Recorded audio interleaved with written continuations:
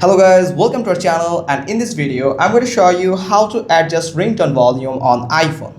First, you have to go to settings. Then scroll down and here you will find sounds and haptics. Here in the ringtone and alert section you will find a sound bar. This will control your ringtone level. If you swipe this left, then it will decrease your ringtone level, and if you swipe it right, then it will increase the sound of your ringtone. Then you can control your ringtone level by button.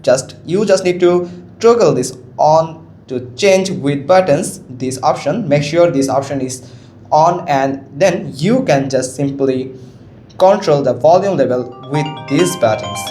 Just simply up button is for increase the volume and down button to decrease the volume.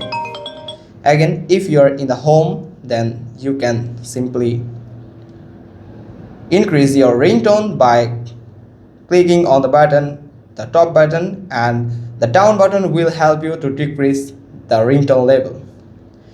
That's how you can adjust ringtone volume on iPhone. Hope you found this video helpful. If so, then give us a thumbs up. Don't forget to subscribe our channel, click on the bell icon, and we will get back to you soon with another informative video. Thanks for watching. Till next time.